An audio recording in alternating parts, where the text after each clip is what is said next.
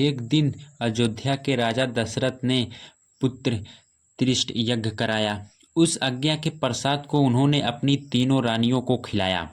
प्रसाद की महिमा से भगवान अपने अंशों सहित माताओं के गर्भ में आ गए।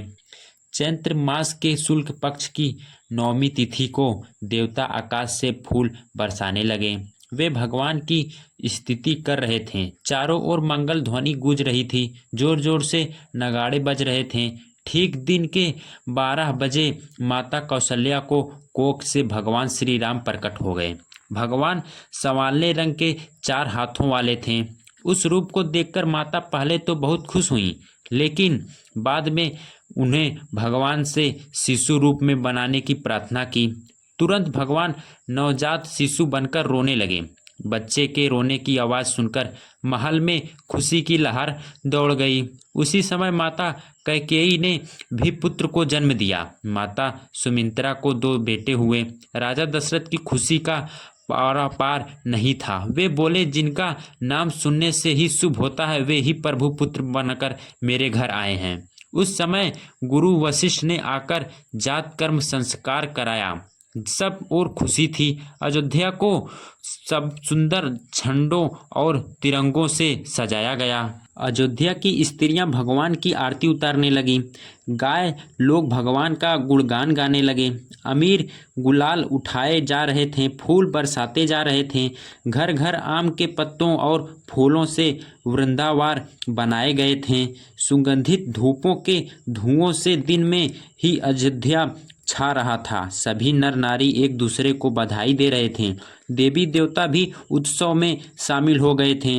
अनेक देवियां परिशुद्ध गृह में जाकर बालक भगवान को दर्शन कर रही थीं। खुशी में कोई उन्हें पहचान नहीं पा रहा था। शंकर जी भी कंकभूत के साथ मंगल होकर मनुष्य के रूप में अयोध्या की गलियों में घूमने लगे।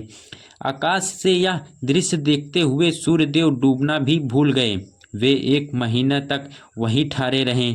उत्सव के अनंत में ही किसी को यह पता नहीं चला। राजा दशरथ ने खुले मन से आवाज, वस्त्र, गाय, हाथी, घोड़ा, हीरा और मोती, सोना आदि दान में दिया। कुछ दिनों बाद चारों भाइयों का नाम रखा गया। गुरु वशिष्ठ ने माता कौशल्या के पुत्र का नाम राम रखा। माता कैकेयी के पुत्र का नाम भरत नाम दिया गया। माता सुमित्रा के पुत्र लक्ष्मण और शत्रुघ्न कहलाए। इस प्रकार अवतार लेकर भगवान ने धरती माता को दिया वचन पूरा किया। सत्य ही है, भगवान धर्म की रक्षा करने किसी न किसी रूप में आते हैं। अयोध्या के सभी स्त्री पुरुष अपने भाग्य पर इतना रहे हैं कि उन्हें भगवान श्री राम का दृश्य शिशु रूप देखने का मौका मिल रहा है। राजा दशरथ और रानी कौशल्या की खुशी का तो कहना ही नहीं। राम जी की सवाली नन्ही कोमल काया की सुंदरता देखते ही मानती है। उनका हंसना, रोना और हाथ पैर चलाना सबको अच्छा लगता है। माता कभी उन्हें गोद में उठा लेती, कभी पालने में झूलने लगती। राम जी के सवाल मुख पर घुंघराले बाल लहराते रहते। उनके कंठ पर शंख की तरह 3 रेखाएं हैं। उनके हाथ घुटनों से नीचे तक लंबे हैं। उनके तलवारों पर देवी चिन्ह बने हैं और उनके पैरों पर पैंजनी पहनाई गई है। उसके पैर हिलते ही छोटे छोटे घुंघरू बजने लगते हैं। माता को दिन रात के बीतने का पता ही नहीं चलता।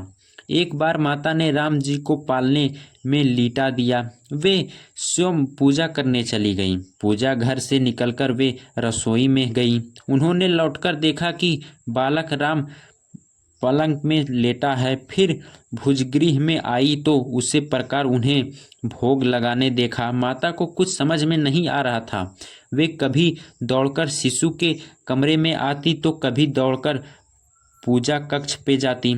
एक साथ दोनों जगह बालक राम को देखकर घबरा गईं। माता को परेशान देखकर बालक राम मुस्कुराने लगे। उसी समय माता को उनका विराट रूप दिखाई दिया। सारी दृष्टि उस रूप में सम्मोहित हुई, जिस डर कर माता ने आंखें बंद कर ली।